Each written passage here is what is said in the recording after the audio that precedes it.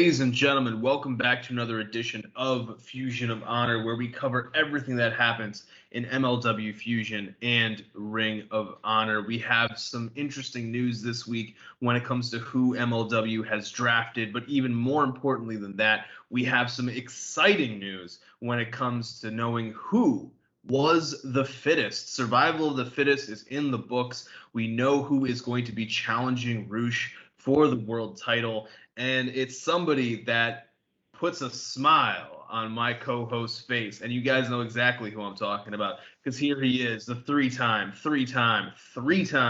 baby-making champ. This is Ness. Sir, how are you doing this evening? I am ecstatic because of who won Survival of the Fittest.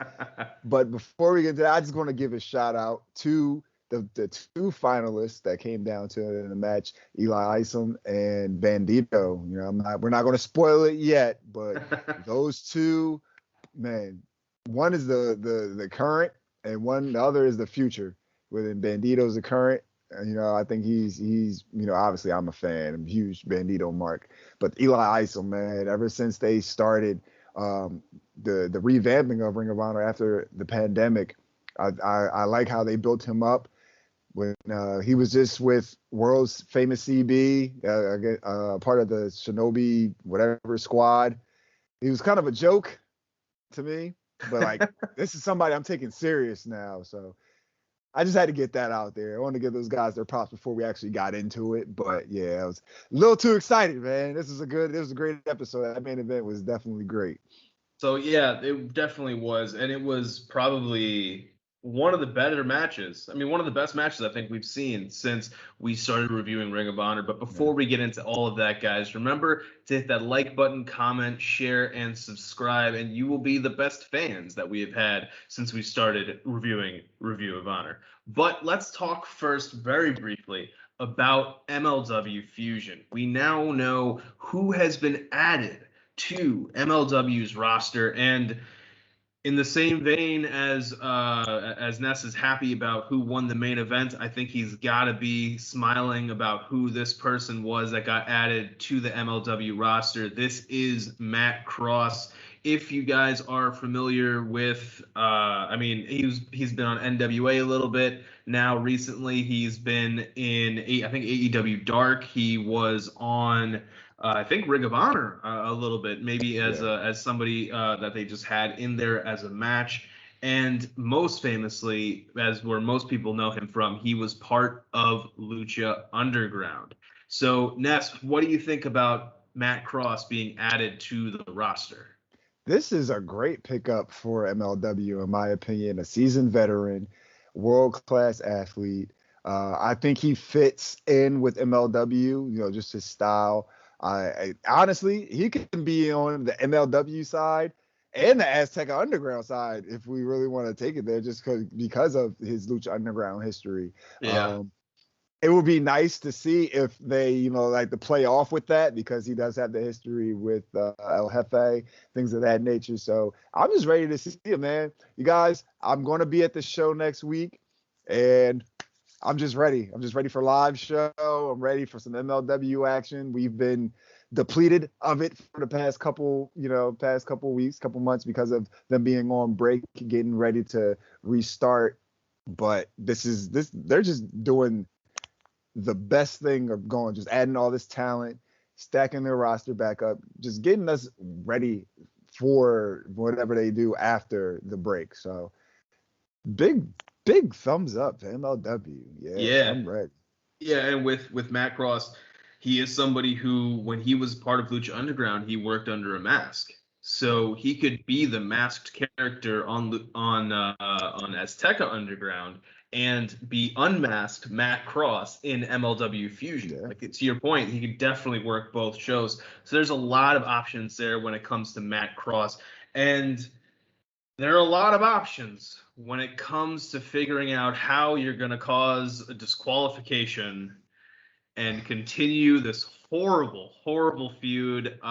Ness, we saw somebody, I think it was a week or so ago, in the Ring of Honor Experience Facebook group praising the Matt Taven and we'll say the OGK versus Righteous storyline that we've been seeing, and both of us disagreed with that person respectfully, but definitely disagreed with that person. And here we have another chapter in the ongoing saga that is the OGK versus Righteous, when Matt Taven takes on Vincent's monster Dutch. Now, this was actually kind of a not bad match in the beginning. And they were doing some really great spots with Dutch's, showing off Dutch's strength. Even as early as 10 to 15 seconds in, he was putting the hurt on Matt Taven. He was kicking out of Matt Taven's finisher at a 1 count at one point in this match. This was just a great way to get a monster over, considering this was really, I think, Dutch's first real in-ring work. And he's in the ring against a former Ring of Honor World Champion. So I don't know if they really needed the interference that happened, but there was interference. And this interference first came in the form of Vita Von Star. Now, guys, if you will remember, she got her golden ticket, her ticket to gold, on the condition that she not interfere in any of the men's matches. That's exactly what happens here. And it's kind of funny because she shows zero thought process about whether or not she should or should not interfere. Like, there's no, is this going to screw me over in any way, shape, or form? Like, because, I mean, you got to think of it from, like, a Righteous perspective. What makes more sense? Interfering in a random match against Dutch that Dutch looks like he can win anyway? Or having Vita Von Star in the Women's Championship tournament where she can bring a title to the Righteous? Well, I guess you just gotta see the bigger picture, man. You gotta try to understand, man. Vita Von Star understands something very clear, that Maria Kanellis, a member of the board of directors, if you don't already know. Oh yeah, she'll let you know. She'll let you know every time she comes out. She said, if you interfere, you will get kicked out of the tournament. And she comes down to the ring to get Vita out of the arena. Vita shows no remorse. Actually, while she was talking to Vita, I don't know if you caught this because the microphone wasn't able to pick her up, but she actually said to her, "I'm on the board of directors, don't you know?" Yeah. I was like, wow, all right, just got to remind people, but okay. Vita does not seem too upset about having to leave, and the match kind of continues. This is there when Dutch kicks out of the finisher at 1. Later in the match, we get Bateman causing a full-on disqualification, which should have happened earlier because when Vita attacked Taven, she wasn't quiet about it. At all. There, like, she was kind of screaming. So Todd Sinclair's just an idiot. But hey, that's something we already kind of knew. And so Bateman causes the disqualification. Mike Bennett rushes out to save his friend, as he should, showing more loyalty to his friend than his wife shows to her husband, but that's a separate issue. And Matt Taven and Bennett are left in the ring as Vinny is celebrating with the rest of the Righteous for causing a disqualification and losing the match. But you got to see the bigger picture, and he kind of exposes Matt Taven as being somebody who cares a lot about what people think of him. And in a way, that kind of makes sense. We know that Taven has that follow the trend kind of catchphrase thing that's going on, and he's supposed to be the trendy guy. Don't be a Melvin, all that sort of thing. So it kind of makes sense, and it kind of works. I wonder if they are kind of starting this storyline down this path because they know that they're going to be back in front of live fans again, and that is something that will help live fans. I mean, obviously they're going to know to cheer for Taven, but this helps put more fire behind them and will give – it kind of reminded me of and nowhere near as well done, but the Bray Wyatt-John Cena feud the first time, after WrestleMania when Bray had all the kids in the sheep masks and it was, Bray turning people against Cena. It felt kind of like that, like Vince was trying to get in Taven's head, trying to be like, you are not as good as you think, you are not as popular, and your popularity is all that you have. So what do you think about this next chapter in the saga? What did you think about the match? Vita losing her golden ticket, Maria actually doing something for once, and the potential where we could see this feud going. All right, so Maria actually doing something for once. I'm trying to commend her without being condescending because I'll give her that. Vita should not have interjected herself in the match. One, because Dutch didn't need it, in my opinion. Two, she shouldn't have did it because I think it would have made more sense for Vita to go on and potentially winning the Women of Honor title tournament, possibly bringing the title back to the Righteous. That just seems more important than just, like you said, interacting in or interfering in just a random match on TV. Granted that it's against, the Righteous's pretty much adversary, like their top adversary for the most part, in Matt Taven and the OGK, things of that nature. But Dutch didn't need it. Like he looked good in the match from what I saw, from a monster hero standpoint. He's kicking out of one. He's kicking out of one at finishers. He's taking all this damage, smiling, acting like nothing's hurting him. So why did Vita, out of all people, have to jump in it? It could have just been Bateman, and that just would have been it. It didn't need to be Vita. So I guess this is going to be another chapter far as Maria Kanellis is concerned, which this is what I'm thinking. And I'm just throwing shit at the wall in the dark while I'm doing this. The fact that she keeps reiterating that she's on the board, like I'm on the board, that, oh, I'm on the board. I'm in management. I can't get into the ring with you. I can't, lay hands. We can't fight. We can't have a match. But eventually, it's going to lead to that. Am I looking forward to it if that happens? Not really. not at all. But I think that's just the way it goes. Like this whole story up until this point, we've been saying, Maria, you need to acknowledge what the fuck is going on here. Your husband, his best friend, a friend of yours, I would like to think, the guy you used to manage, is going through all this stuff. At first, you don't even acknowledge what's going on. Now you're starting to acknowledge it somewhat. It's getting to a point where you might have to interject yourself, not as a board, not as someone that's on the board, as an in-ring talent at this point. She's already attacked Matt Taven. She's attacked both guys at this point. But more recently, when she had that stipulation put on her that she couldn't interject herself in the men's matches, out of all people whose matches she interjects in, it's Matt Taven, the OGK, Mike Bennett's partner, your husband's best friend. So clearly, this is definitely going to lead to something a little bit more important, in my opinion, between the two ladies. It's just how they're going to play it out.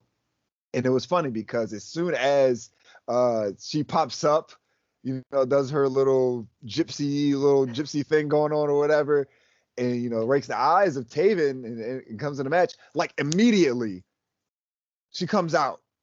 Maria comes right out. So it's all right, you're keeping a close eye on Vita Von Star, so you pretty much know what's going on. You could have maybe threw somebody out there hey, anybody interjects in this match, specifically Vita, you just take her out of here. Because clearly Vita doesn't give a fuck. The Righteous, they don't care about anything. I know that Vincent had said he wants the Ring of Honor World title. He kind of seems at this point as a person that doesn't need the title. It makes sense for him to go after it because with the title comes power.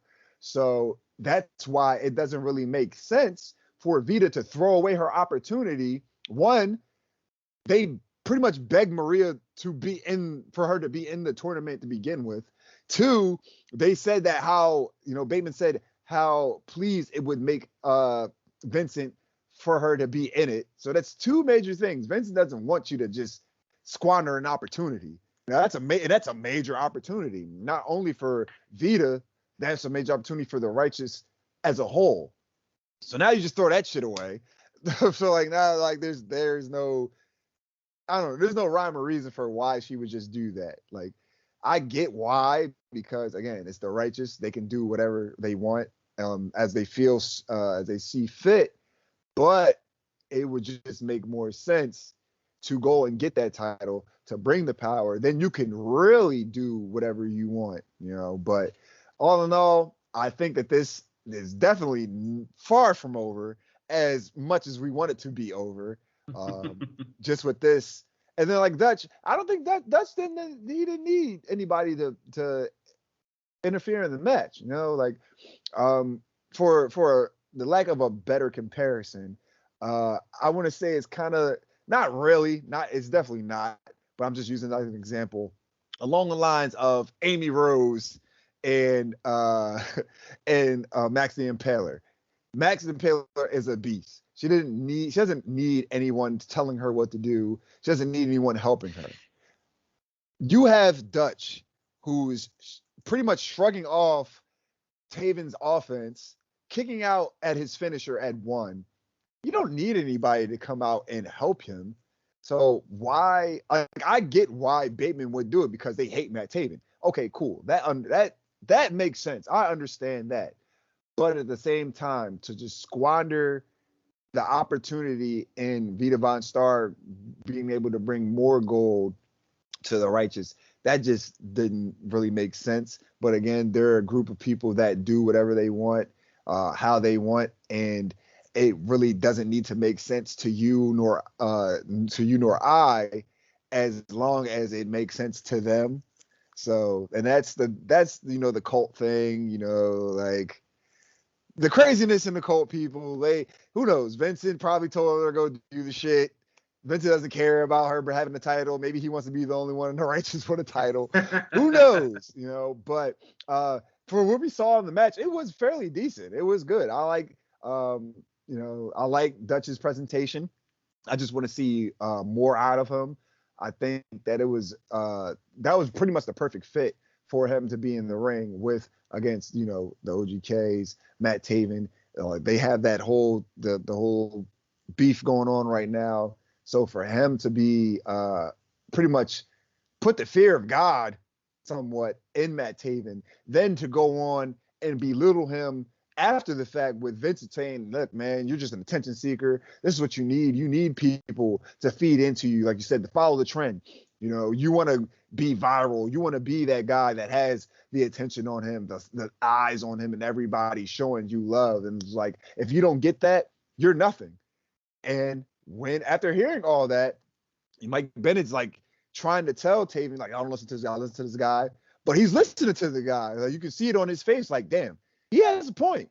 And at the end of the day, he does, because it's Matt Taven. Like, I'm Matt Taven. Like, I'm the guy.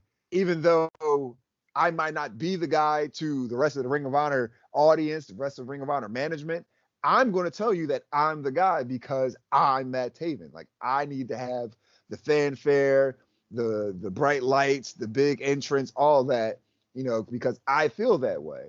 Now, Vincent has got him second guessing, like, shit, like, am I something without the fans? Can I still be Matt Taven even though I'm in this spot, pretty much getting my ass kicked by the rest of the Righteous, So all in all, I want to see where it goes, but it's like, oh man, this thing is dragging. So it's like really dragging. But I think with the resurgence of fans, this might be the fire that they need to get behind it again, because I think the audience will definitely play into it.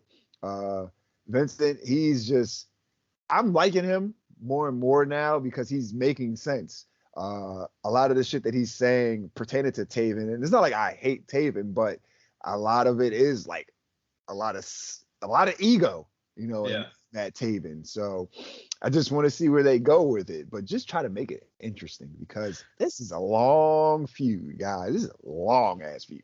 I thought it was over. We both thought it was over, and it was just like, oh no, not yet. Oh man.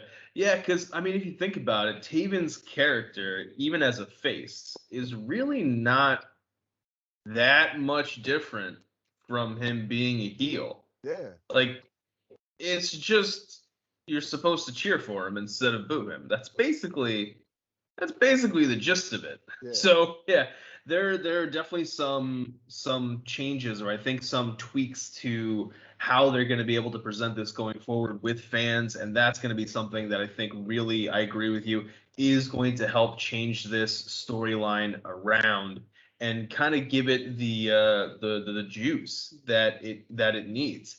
Because I mean, this is going back to, I mean, they were having a tag match, Taven and Bennett against Vincent and Bateman at Final Battle. yeah. That was December. This is July. Yeah. Like, this is almost yeah. 7 months later. And then Like, 'cause even that was- prior and to prior the to pandemic, that, yeah. and prior during the actual all of that. So yeah, I mean, they had Vincent and Taven at Final Battle 2019. Yeah. So this has been a long running feud, and it's kind of one of those situations where when you have a limited number of people involved in the feud, there's only so many different combinations of matches that you can make. And it feels as though they have almost exhausted all of that, because really what's left? Taven and Bennett teaming up against Vinny and Dutch. Yeah. That's it. That's really all that's left.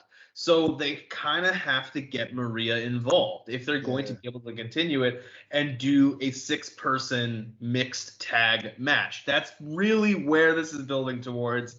And you're building towards this being a 6-person tag match that involves some kind of stipulation, like a no holds barred thing. Maria's going through a table. You kind like you see, like, we can tell where this is gonna go, and there's nothing wrong with it. There's very little wrong with being predictable as long as you do it properly. That's the key thing. And something what we say is unpredictable, at least for us, was this survival of the fittest match. Because I thought that they were going to go with Chris Dickinson. You kind of agreed with me. And I was talking to some people in a Ring of Honor Discord that I'm in. And one guy said something that was really, really interesting after the match was over. And he said Bandito is the safe choice. When you have fans coming back for the first time, Bandito versus Roosh is a safe choice. And it made a lot of sense because you know everything that Bandito can do. You know what he can provide in the ring, and you know what you have with Roosh. And the two of them together, you know they're going to be able to make magic. With Dickinson, the audience, there's maybe some people who don't know who he is. There are maybe some people who are still getting used to him. And because of the Violence Unlimited Foundation LFI feud, maybe if you have Tracy Williams coming back, you might be able to get Dickinson and Homicide versus Williams and Rhett. So you can kind of see, like, okay, it makes sense. I can get it. And Bandito's story also works because in this match, we have Bandito versus Demonic Flamita. So let's run down all of our participants. We've got Bandito, we've got Brian Johnson, we've got Chris Dickinson, we've got Rhett Titus, we've got Eli Isom, we've got Flamita. We have our 6 guys. We had our survival of the fittest qualifier matches, and here we go. This match has a little bit of everything. Different people have some great moments. They have some great matchups that we get, and I kind of want to see more of. I thought Rhett Titus, Eli Isom was something that I really want to see more of between the two of them. I thought that Bandito and Dickinson was also some nice key moments there, because Bandito has not been as involved with Dickinson because Dickinson is dealing with LFI and with the foundation. But almost immediately, Bandito and Flamita are going at it, and Bandito is going to eliminate Flamita at 4 minutes and 50 seconds in this match. And from that point, it kind of, see, to me, I thought we were going to end up with them being the final two. If like once I thought that it was like, if you're going to go with Bandito, I was like, okay, because I got the match spoiled. Basically, I'll put it that way. I got the ending spoiled. So like I thought, okay, well if it's gonna be Bandito who wins, then I'm expecting Bandito and Flamita in the final two, and Flamita's the first person that gets eliminated, but not before they do a crazy top rope spot. Yeah. I was like, oh my god. Hopefully nobody's gonna like die or get injured. There's a moment, and early on when you realize that Flamita gets eliminated under 5 minutes in, but they are standing on the top rope, and he gets him up into what you think is going to be just a like, I don't even know, like you're gonna try to throw slam basically. But because of where Bandito's standing, you're like, wait a minute. If he does a fall away slam, he's going to go to the outside. Why would he do that? And then he does it, and you're like, oh shit, somebody's going to die. And then you're also thinking, wow, Bandito must really hate Flamita. And then as you see them coming down, you're like, oh, okay, there are people out there who can catch them, because the camera angle didn't show it. Yeah. And I'll give them props for that, because we see it so much that like everybody's, fake fighting and just like standing around waiting for them to actually do the move.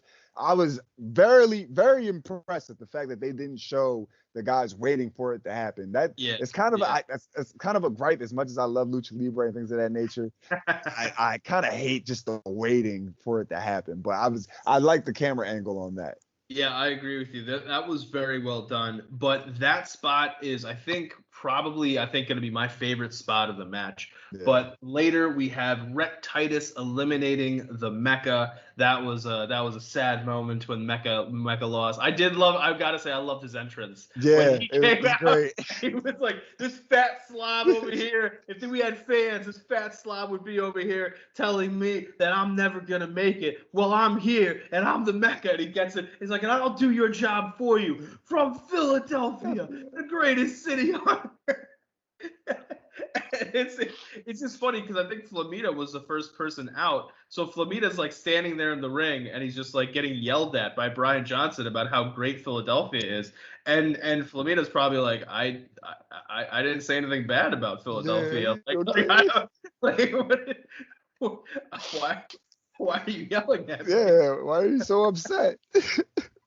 But shortly after Brian Johnson gets eliminated, Chris Dickinson eliminates Rhett Titus. We go back and forth even further before Bandito is able to eliminate Chris Dickinson. And then in an interesting moment, our final two are Bandito and Eli Isom, who kind of, to me, because of some of the heavier weight names of this match, kind of felt like an afterthought. So in a way, having him be one of the final two is really, really cool. And if Bandito is somebody who unseats Roosh at Best in the World, and they give us a title change at, when we have fans back, that's like their way to help just juice up the show and everything. I think Eli Isom might have a real shot at being an early contender for Bandito. It could just be a face versus face match. It doesn't have to be like anything crazy, just a level of respect between the two. But Eli Isom showed out a lot in this match. I liked a lot of what he brings to the table. So I thought this was just very well done. The spots were good. I liked the matchups. I want to see Rhett Titus versus Eli Isom now. And I liked this match. I liked it, and I got to say, if you aren't going to go for Chris Dickinson to be the winner, I think Bandito was the next best choice. So I think they did a very good job well done on picking the winner. But Ness, what did you think about this one? Yeah, I was going into it. Bandito wasn't my choice at all. As much as I love the guy, as much as I wanted him to win, it wasn't the top priority for me. Like you said, we thought that it would further the story along between Violence Unlimited and LFI. So I had Chris Dickinson winning, and then when he was eliminated, I said, "Holy shit, this there's a chance, because that was my front runner." Would I have liked to see Brian Johnstone? Man, I would have loved it, but truth be told, I knew that definitely wasn't going to happen. But the match itself was great, definitely main event caliber. Everybody brought it, even just from the wait, not opening, but yeah, even from the opening entrance, Brian Johnson's entrance. That was great. That's always gold. He's like, yeah, it would be some fat slob telling me how much Bandito's better than me. And I was just like, yeah, he's right, because somebody probably would be in the front row saying, Brian Johnson, you suck. All these other guys were better than you. So yeah, that done. I was already hooked from there. But yeah, even after the first elimination, that went on to be major part of the last two. Flamita going on to pretty much try to take out Bandito after he's eliminated. He's like taking out he put him through a table, he's beating on him with chairs. So as the actual last two, Bandito and Eli Isom, Bandito couldn't hit a lot of his moves because he was injured. Tried to go for the 21 plex and couldn't even do it. He ended up like collapsing because he couldn't get the full grasp on Eli Isom. And I think that was real good psychology and great storytelling. And both these guys, they were giving it their all in that last stretch of this match. That's another match that, like you said, if Bandito goes on to being and defeating Roosh, I believe that one of his first challengers should be Eli Isom. And I gotta give, like I said at the beginning of the show, I got to give Eli Isom props, man, because when he was running around with world famous CB, I didn't take this guy seriously whatsoever. And he's just been showing up, showing out. He has a nice little, respectable feud going on with Dak Draper, another guy who I end up singing their praises as well. But yeah, man, I really think Eli Isom is going to be the future. I like his interaction with Rhett Titus. Again, this is me just throwing things at the wall. The fact that Eli Isom comes out with a mask on and that one of his trainers is Jonathan Gresham, I can see him being a part of the foundation at some point. It might not actually happen, but I know that he's an honorable individual. So I don't know. I just like to piece things together. Again, it might not actually happen, but the signs are kind of there, everybody in the foundation except for Jay Lethal all have their own like signature masks and things that they come out wearing. So I can kind of see that they take him on like as a protege. He could be the like up and comer, because all these guys in the foundation, they're all established, within Ring of Honor, outside of Ring of Honor, they're pretty much stars, Everybody, I wouldn't say Rhett Titus very much a star, but he's definitely stepped his game up under the foundation umbrella. So I got to give him his props. But again, these two definitely put on a main event within the main event. Like that was great. And I love the psychology of Bandito not being able to hit his power moves. So he won with a submission, and man, it sounded like it hurt, because the pain that Eli Isom was exuberating. Oh my God, man.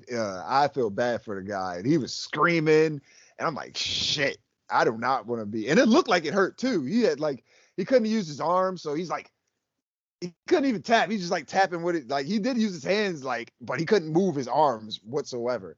But oh man, it was a great showing. I'm definitely, me, I am here for Flamita. Why do I keep saying Flamita? I'm sorry.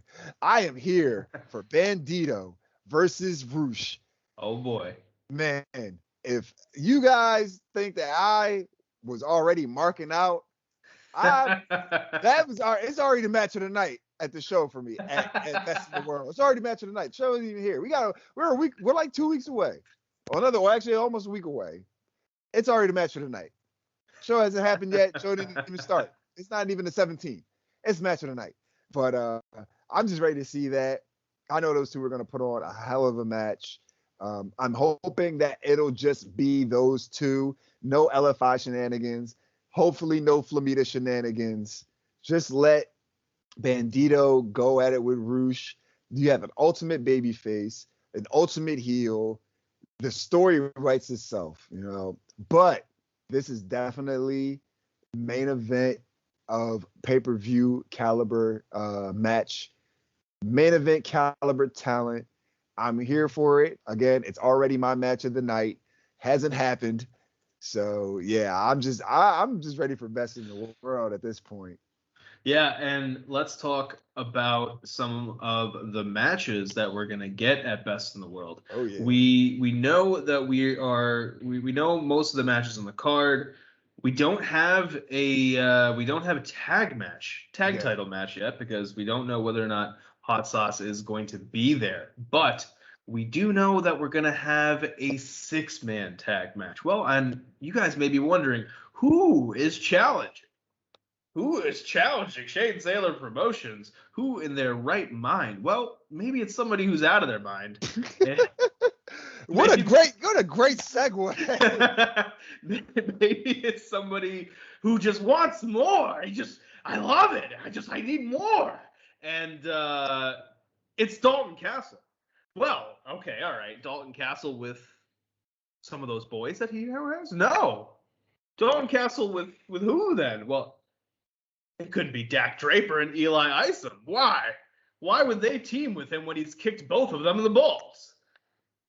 That had to be a pretty crazy segment where the three of them got on the same page and then went to Shane Taylor Promotions as a trio and asked for this. What? Oh, it was just Dalton Castle by himself. It was Dalton Castle by himself saying that they were going to tag with him. Oh, this makes absolutely no sense. I love it. So Dalton Castle throws down the challenge, basically, to Shane Taylor Promotions that he will team with Dak Draper and Eli Isom, who he has not consulted in any way, shape, or form, and wants a 6-man title match. And Shane Taylor Promotions, so it basically is just like, I mean, if you want to die, like, we'll kill you. Like, it's fine. Like whatever works. So that is going to be our 6-man tag title match on Best in the World.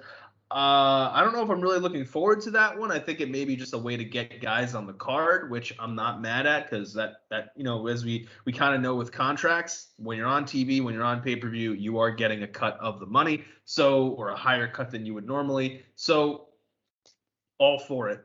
And we now have another match announced for the pre-show, which is Demonic Flamita versus Ray Horace. So we'll see how exactly, what happens there. Will we see some kind of situation where maybe Flamita's doing something bad to Ray Horace, Bandito comes out to make the save, gets beaten up by Flamita. Maybe that's the way Flamita affects our world title match. And they do a bigger babyface storyline of Bandito having to overcome another obstacle in his path. Will Flamita, beat up Ray Horace and think, well, maybe I can get involved in that main event? There's a lot of different ways that they can go with this.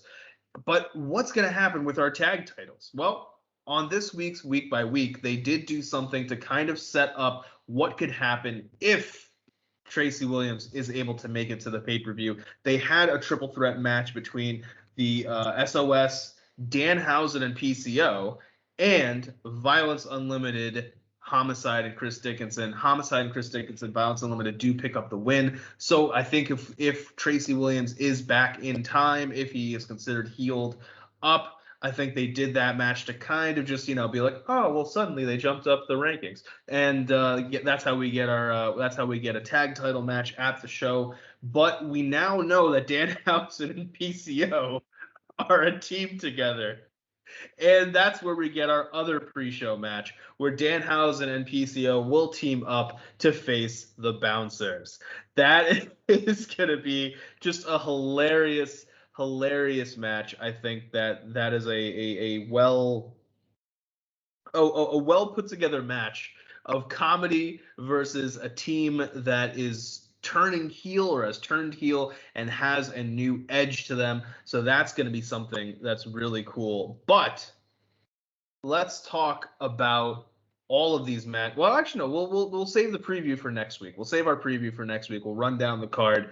But what we do need to talk about is our Women of Honor Wednesdays, because one thing we can't talk about is when the hell this damn tournament's going to start. But we do know that there are still tickets to gold to be revealed or to be distributed. And I will say it was kind of interesting that Quinn McKay, I think it was tweeted or commented on Instagram that, it looks like Vita Von Star's ticket is available. Oh, well, I mean, it might be something interesting for me to do. But if we're talking about our Women of Honor Wednesdays match, this week we have Alex Gracia taking on Gia Scott. And I kind of like this match. Gia Scott had a lot, her promo was really nice. There's a lot of fire behind that promo. They did do the, when you have the clear height advantage, height discrepancy, you got to go for it. Like, it's kind of it's obvious. Like, let's do what works, do what makes sense. And they did a very good job of having Gracia be a kind of an underdog and having to kind of fight up against Gia Scott.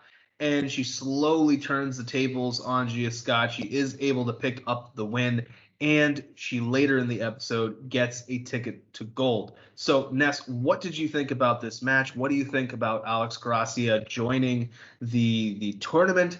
And where do you think they go with that Vita Von Star ticket that's available? Well, I'll start with the Vita Von Star thing. It would make sense to give it to Quinn McKay. I think that she should have been in it regardless of, not beating Angelina Love. She definitely showed heart.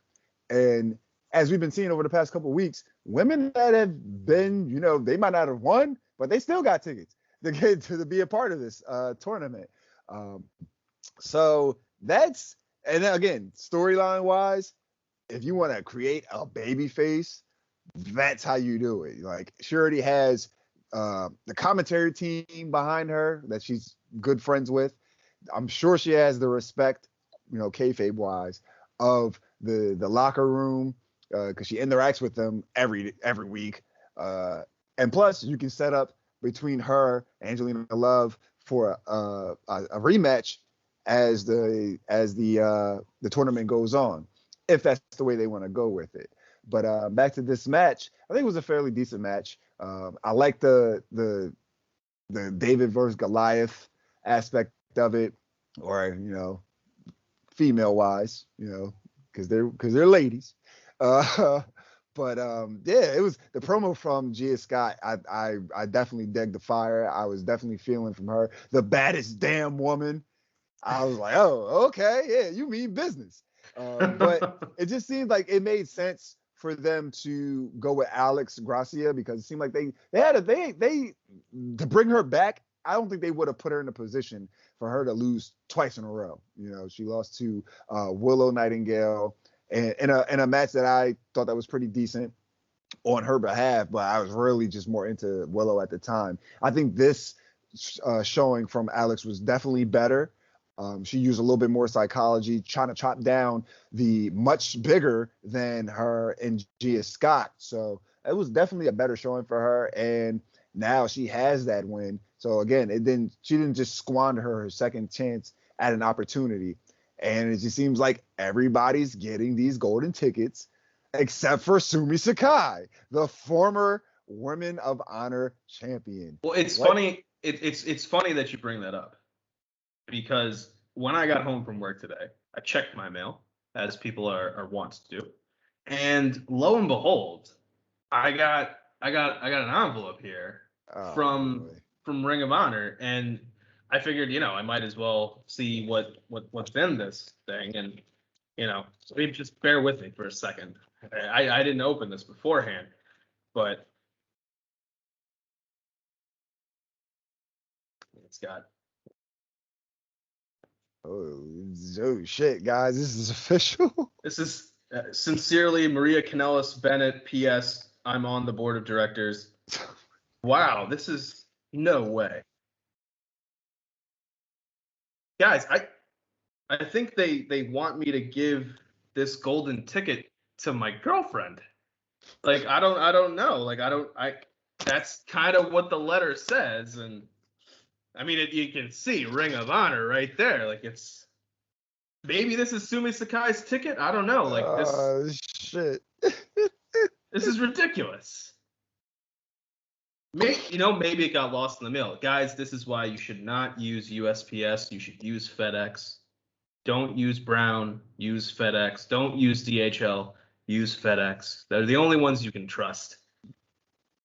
Wow. I don't know. What Sumi Sakai, where's your maybe this is your ticket. Who knows? Where the hell is Sumi Sakai's ticket?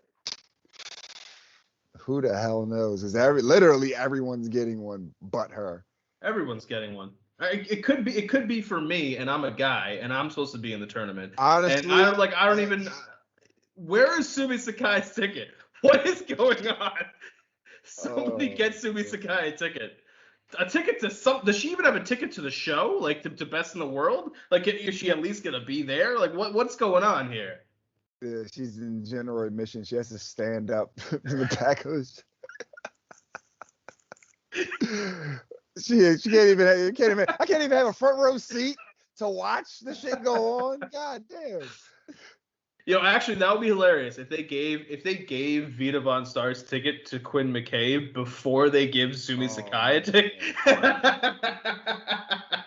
That I know they're probably good friends, but I'd be tight. I'd be like, all right, look here, goddamn it.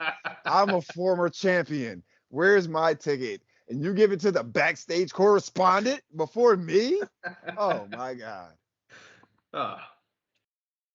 So yeah, what do you think about Alex Gracie being in the tournament for now? It's confirmed. Yeah, I think it was well deserved. She had, like I said, she had a decent showing versus Willow. She had a much better showing against Gia Scott. It was deserving. It was nice to see her in it. She brings a nice little a bubbly style. The pink. I like her.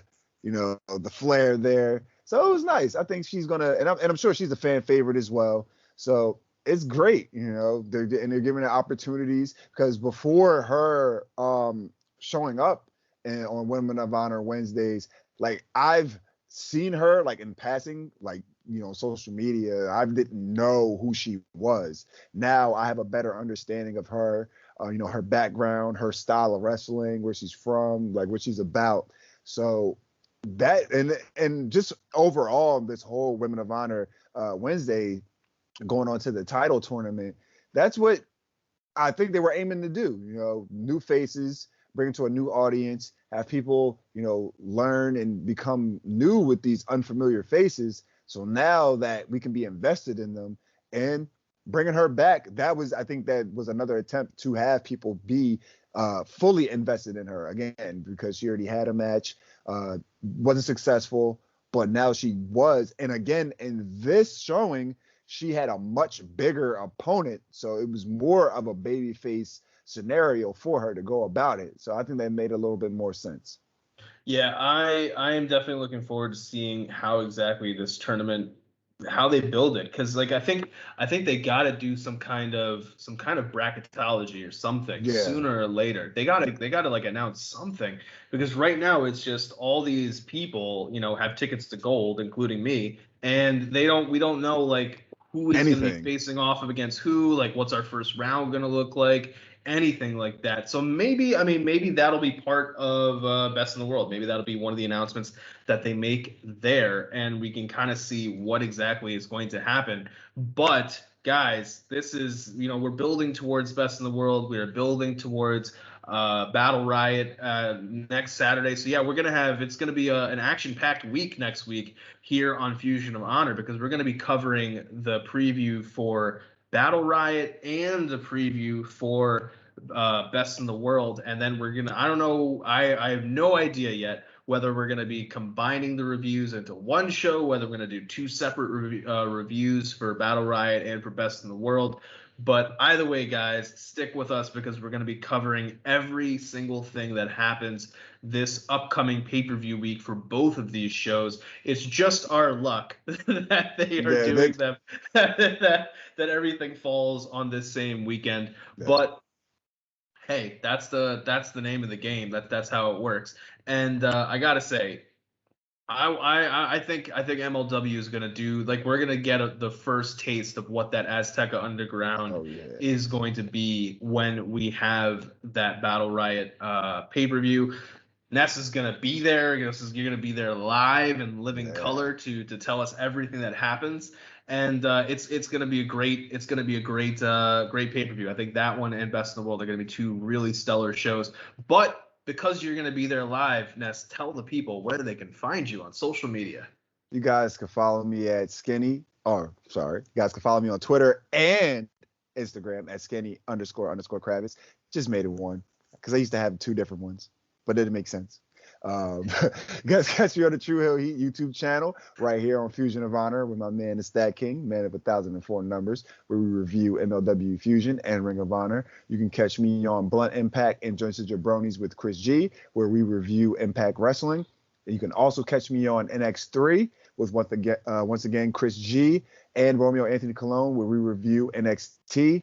I'm the Roundtable Rebel. You catch me on the Roundtables. And when we come back from break, whenever that is, you can hear my illustrious voice on True Toxicity. Yeah, yes. I was giving people, I'm like, yeah, it'll be soon. And I'm like, yeah. I mean, one thing's for sure, when you guys come back, you will definitely have some fun topics.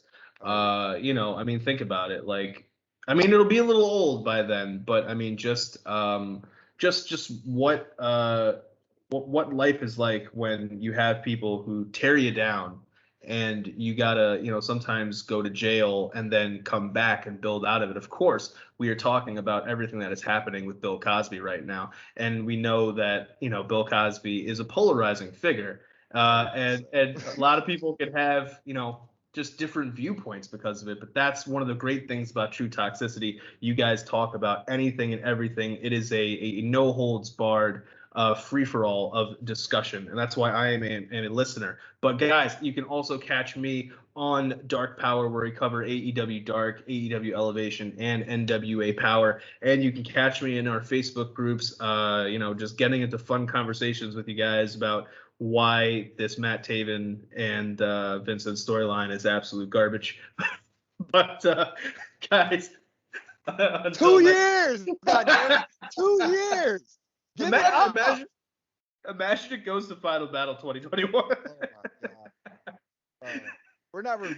If that happens, we'll review everything else other than that feud, that match. Fuck that shit. And the great thing is, at Final Battle 2021, the match right after that will be Sumi Sakai versus somebody for a golden ticket. So, guys, until next time, remember to take care of yourselves, take care of each other, and we will catch you later. Peace.